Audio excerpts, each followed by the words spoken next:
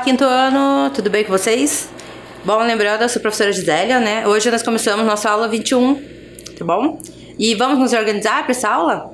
Com certeza já tá tudo certo aí, mas vamos lembrar ali, né? Que é um caderno, né, de toda a aula. Nós vamos usar uma folha, um lápis, uma borracha, lápis de cor, cola e uma tesoura. Tá bom? Então dá uma olhadinha se tem tudo aí. E também enquanto você se organiza, depois que você se organizar com esses materiais, já aproveita e coloca a data de hoje, o número da aula e o título da aula, que são Movimentos Sociais de Resistência, Movimento Indígena. Tá bom? Então tenham tempo para vocês copiarem e se organizarem.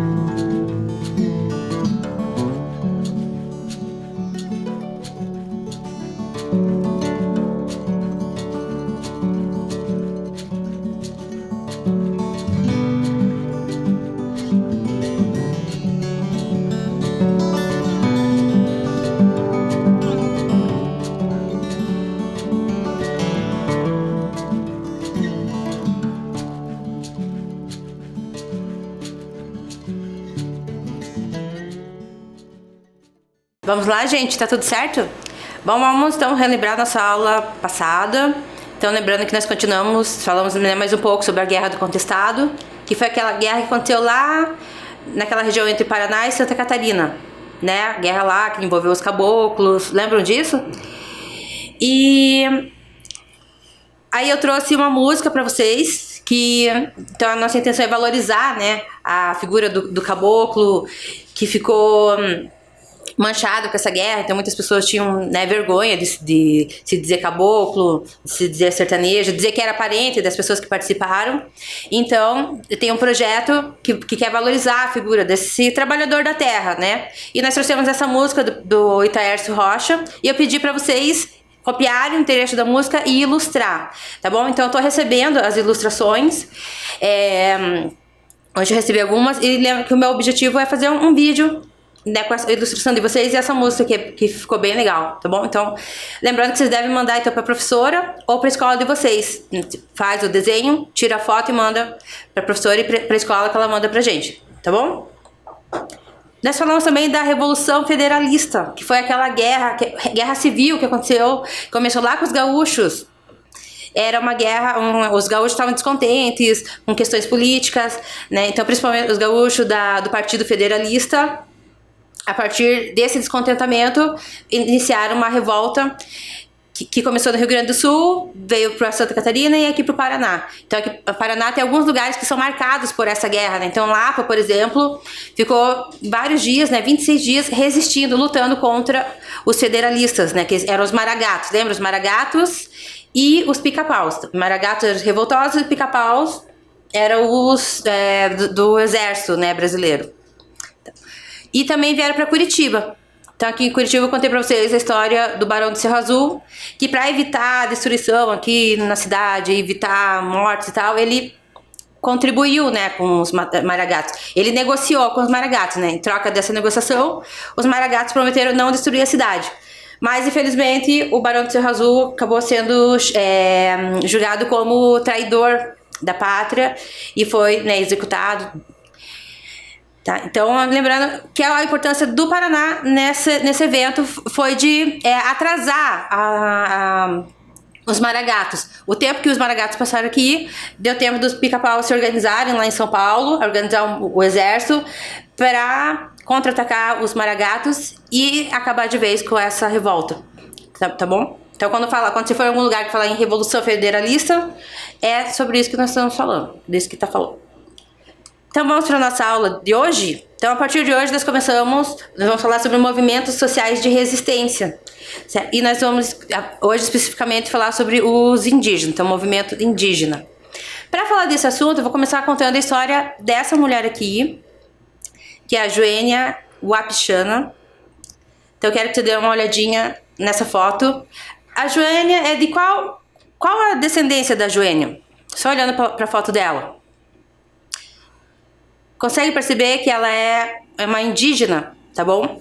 É de origem indígena e ela é de um povo chamado Wapichana, lá de Roraima.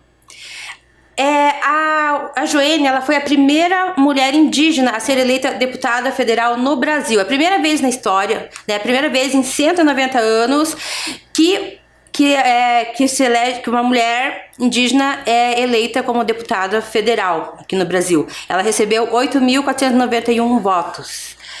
E lá em Rondônia, de Roraima, né, eles têm direito a 8 deputados. Ela vai ocupar uma dessas vagas, certo? Isso aconteceu em 2018.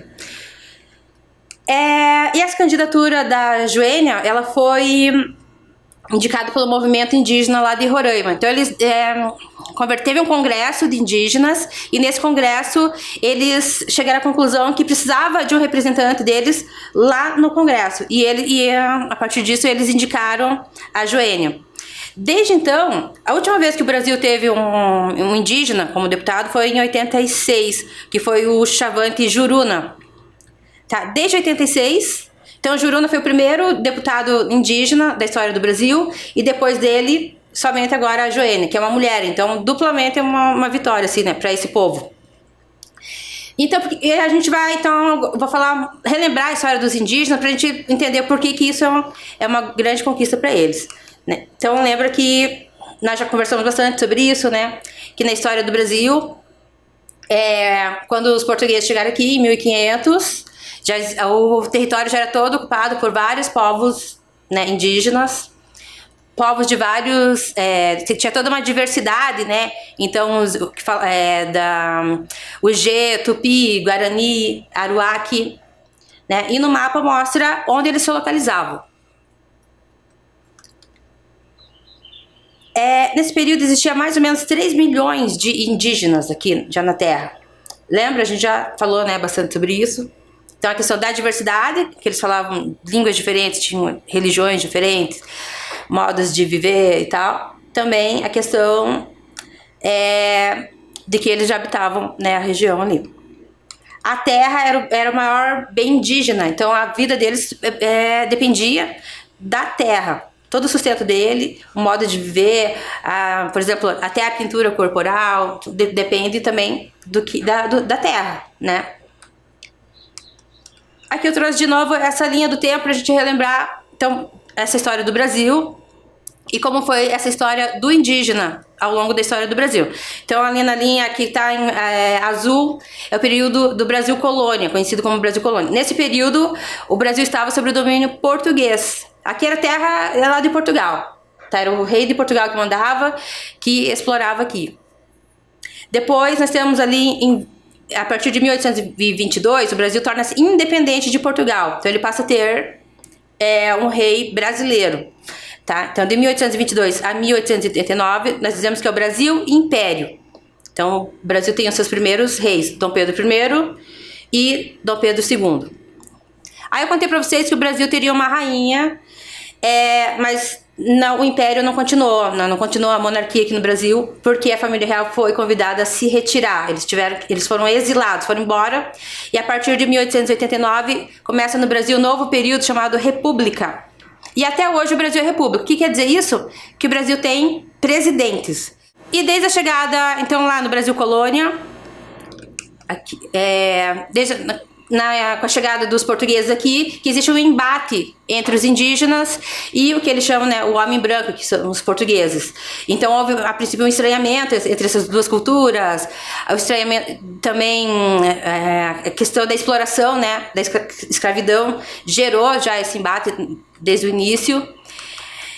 E então, por esse estranhamento, devido à escravidão, devido à tentativa de exploração, houveram algumas guerras, tá? Então, os indígenas reagiram e houve guerra. Uma dessas guerras foi a Confederação dos Cariris.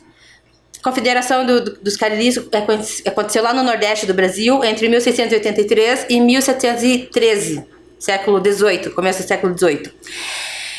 E o que eles queriam? Eles queriam a expulsão dos portugueses. Tá? Eles estavam contra a dominação dos portugueses, contra a tentativa dos portugueses de escravizar, contra o roubo, né, da terra.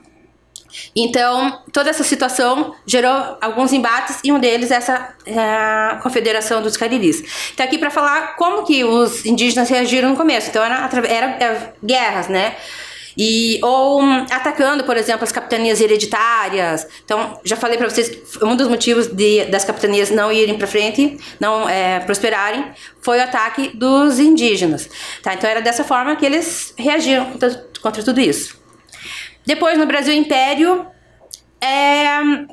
se pensou uma forma de apaziguar, digamos assim.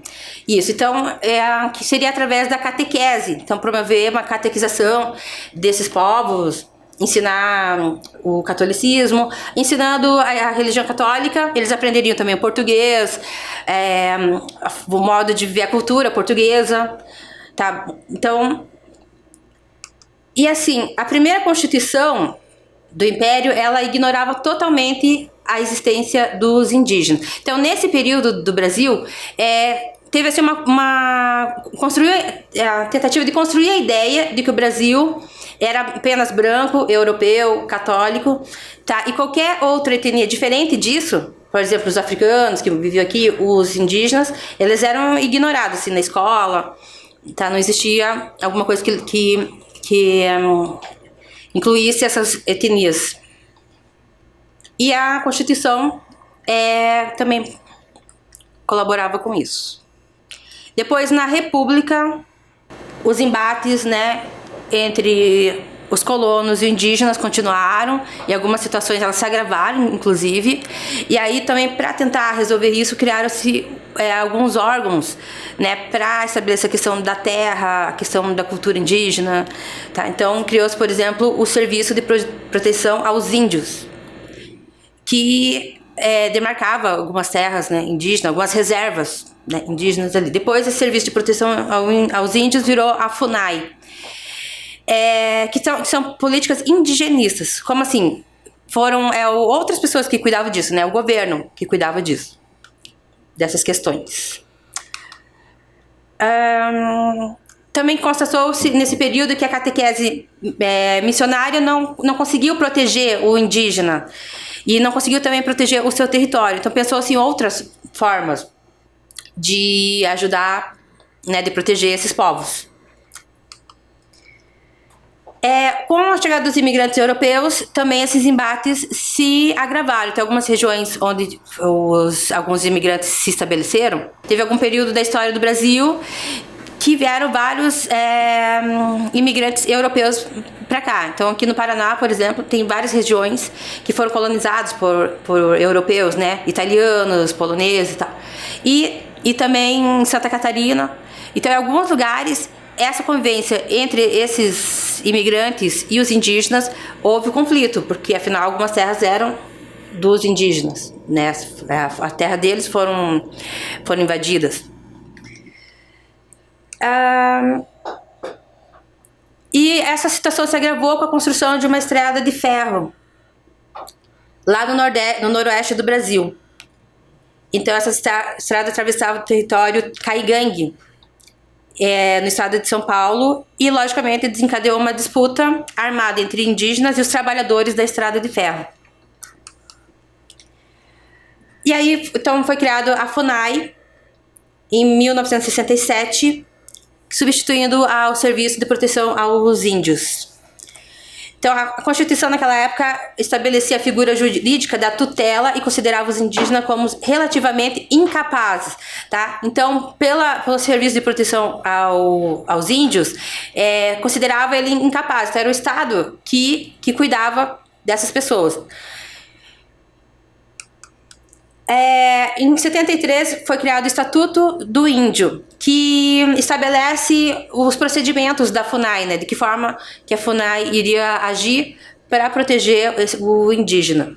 Então, o Estatuto do Índio representou um avanço em relação à política indigenista praticada, estabelecendo novos referenciais no que diz respeito à definição de terras ocupadas tradicionalmente pelos índios, tá? Então, tentava definir as terras que eles ocuparam tradicionalmente e para daí criar as reservas.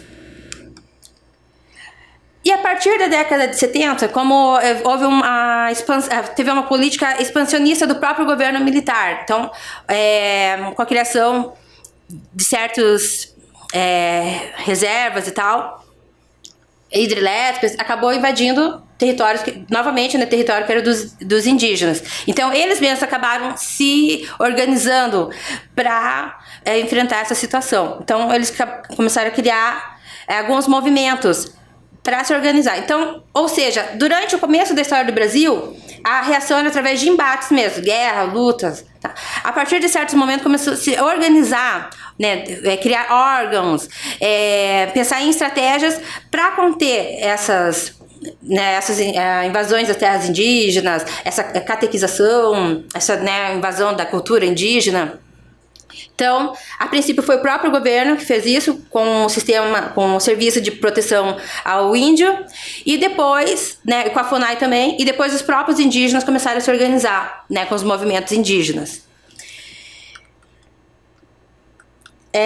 Então, esses movimentos têm o objetivo de criar direitos para os indígenas, defender os seus direitos, defender a sua cultura. E aqui eu trouxe um texto historiográfico, lembro disso, né? Então, lembrando que o texto historiográfico é aquele texto do historiador. Então, nós vamos ver o que essa historiadora fala sobre essa questão dos movimentos indígenas, tá? A historiadora é a Poliene. Então, ela diz assim: a consciência da luta inseriu os povos indígenas do Brasil direta e expressivamente na opinião pública.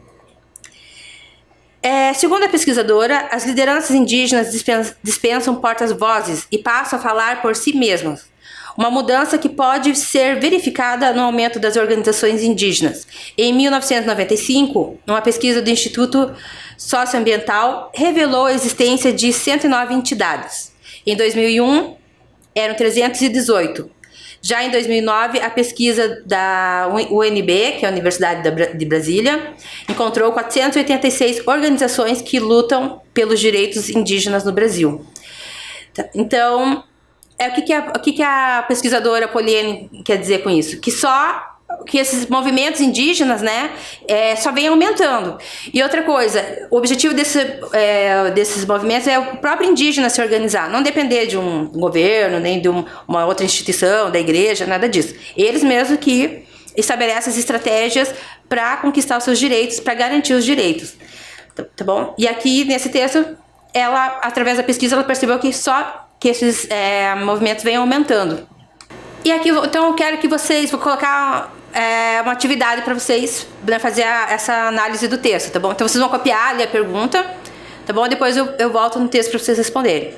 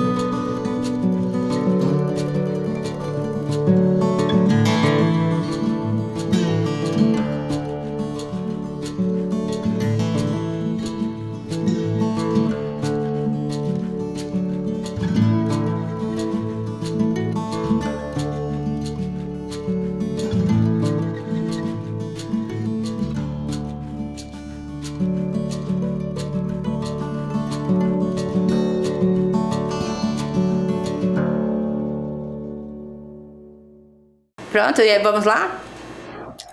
Bom, então a pergunta é: qual a conclusão é tirada pela historiadora a respeito das organizações indígenas, né?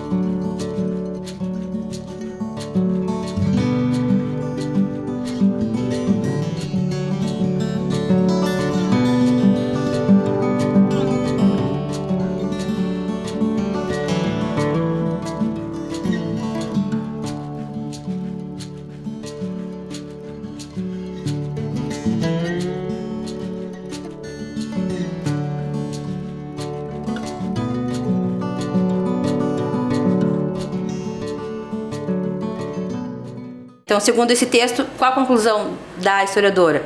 Então, qual seria a resposta? Vê se você respondeu assim. Então, ela concluiu que essas organizações só aumentaram ao longo do tempo, né? Elas só vêm aumentando. Tá bom? Você respondeu desse jeito? Dá uma olhadinha lá e vou deixar um tempinho para vocês organizarem, então, para vocês corrigirem, tá tá bom? Então, a resposta é que as organizações só aumentaram ao longo do tempo.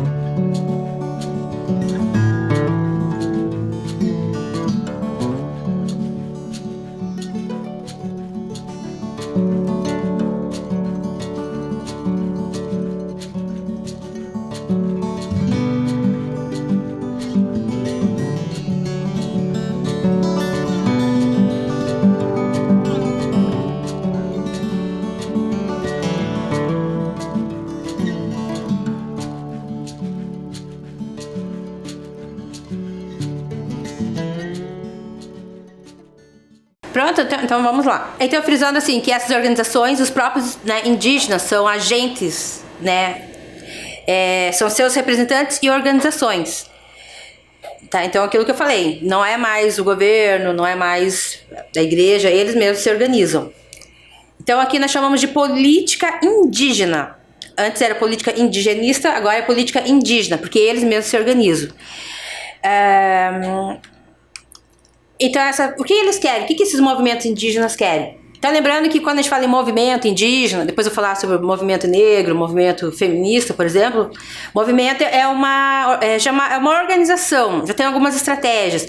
O que nós vamos fazer para conseguir esses direitos? O que nós vamos fazer para manter a cultura? Então, tem toda uma estratégia, né, para se conquistar algumas coisas, certo? Então, e os indígenas, eles deixaram de só ir para a guerra e criaram também outras formas de organização, tá bom? Então, são os movimentos indígenas. O que eles querem? Eles têm como objetivo a conservação e delimitação de áreas indígenas. Então, o principal objetivo deles é a questão da terra, que, aliás, que tem a ver com toda o restante da cultura deles, né? Toda a cultura deles, grande parte depende da terra. Uma de suas grandes exigências é também a possibilidade de manter a sua cultura e seu modo de vida. Então tem vários eventos que relembram a cultura tradicional dos indígenas. Então, por exemplo, nós temos uma Olimpíada, né? Tem os Jogos Indígenas, que são somente com esportes que são praticados lá nas aldeias. Que eu trouxe um quadro com algumas organizações que apoiam os povos indígenas. Então, para você ter uma ideia, aqui algumas, mas lembra que segundo a professora lá, Poliene, né, existe mais de 500 hoje em dia. Então, aqui alguns exemplos assim. E o que eles conseguiram com esses movimentos, com essa organização?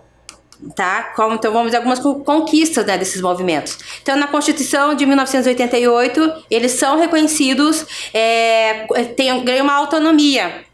Então, lembra que até então o Estado considerava que ele era praticamente incapaz, que não conseguia tomar as decisões sozinho e tal. A partir da Constituição de 1988, reconhece que ele tem uma autonomia, que ele pode tomar, que os indígenas podem tomar as decisões deles, né, se organizar por eles mesmos. São reconhecidos aos índios sua organização social, costumes, línguas, crenças e tradições, e os direitos originários sobre as terras que tradicionalmente ocupam. Compete à União demarcá-la, proteger e fazer respeitar todos os seus bens. Então aqui é o que diz a Constituição no artigo 231. No Código Civil também, de 2002, também o índio deixa de ser considerado incapaz e a sua representatividade começa a ser regulada por legislação especial. Então, no artigo 232 do Código Civil, diz assim: os índios, suas comunidades e organizações são partes legítimas para ingressar em juízo em defesa de seus direitos e interesses, intervindo o Ministério Público em todos os atos do processo. Ou seja, essas organizações indígenas, elas são regulamentadas com esse Código Civil. Tá? Então, eles têm direito de se organizar para reivindicar seus direitos, para garantir, né, para conservar a cultura. E lembra que a Joênia, que é aquela, né, continuando falando, que é aquela deputada, primeira deputada indígena da história do país, ela foi uma conquista, né, foi da organização dos indígenas. Então, eles que disseram: não, nós precisamos de alguém nos representando lá no Congresso. Então, nós temos aí hoje a Joênia para isso. Ela tem, assim, a bandeira, né? Algumas bandeiras para isso. Seria... Quais as bandeiras? O que ela defende lá no Congresso? Ou seja, qual que é a função de um deputado? Criar leis. Que leis ela pretende criar enquanto deputado? Então, a demarcação da reserva indígena, uma reserva chamada Raposa Serra do Sol. Então, é isso que ela quer defender enquanto deputado.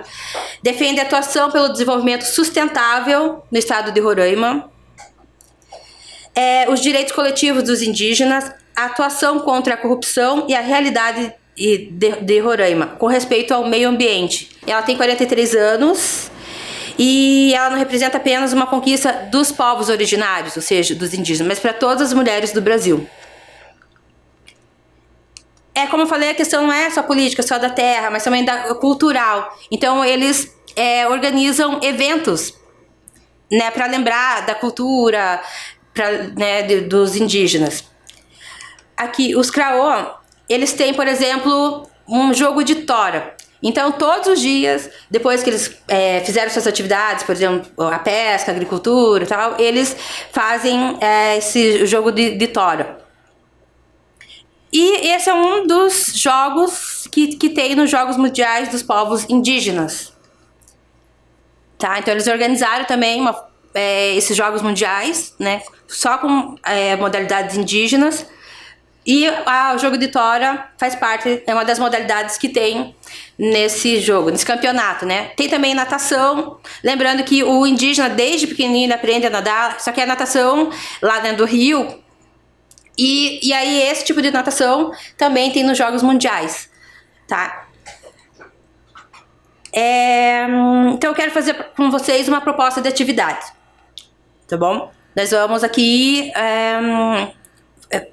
desenhar, fazer uma atividade com esse jogo de tora, tá bom? Então você vai lá, pega a folha que eu pedi, o lápis de cor e eu vou esperar vocês.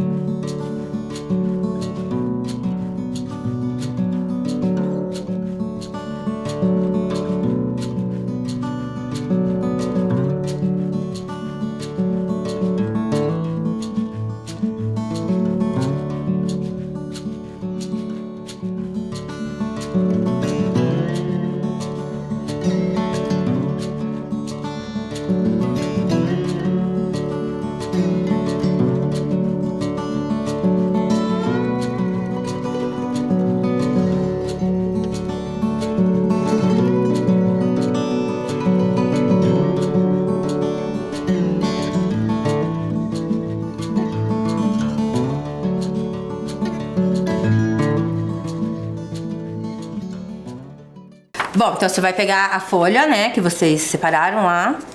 E vamos fazer aquela divisão da folha que eu costumo fazer com vocês, né? Dobra no meio. E, né, frisa e corta bem no friso ali. Tá bom? Pode cortar lá.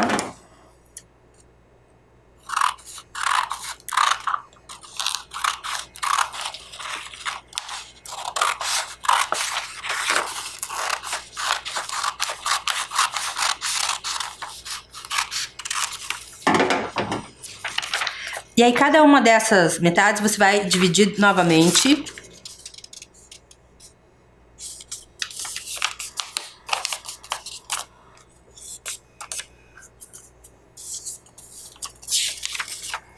Tá, corta novamente no friso.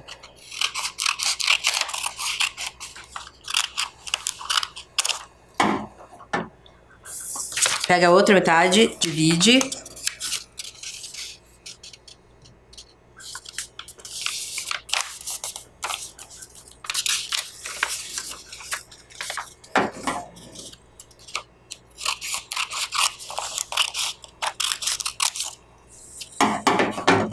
Tá, então nós vamos ficar com quatro folhinhas assim. O que você vai fazer? Você vai colorir e vai decorar essa tora, tá bom? Então pode pintar em cor de madeira e vai fazer os desenhos que lembrem os grafismos ali. Então pode fazer os desenhos que lembrem essa pintura corporal dos craô, certo? Então capricha, deixa bem colorido. Vou dar um tempinho pra vocês.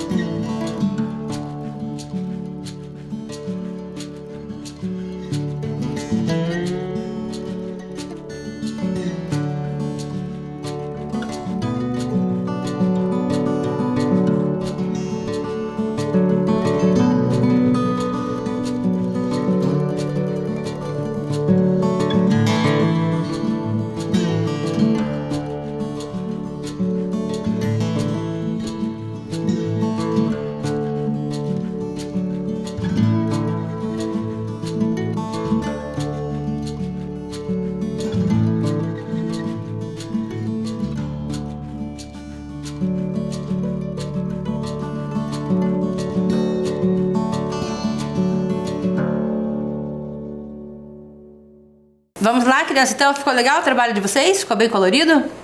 Então, agora nós vamos usar cada uma dessas folhinhas para fazer umas toras. Você vai fazer como... Vai ficar uns rolinhos assim, que lembra o rolinho de papel higiênico. Tá? Então, enrola e vai colar ali nessas beiradinhas aqui. Tá? Eu vou usar fita crepe.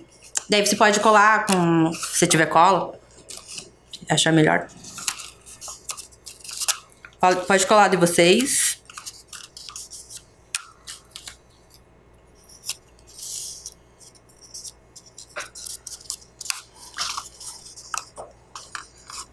Certo? E aí... Tá, aqui vai ficar 4 toras.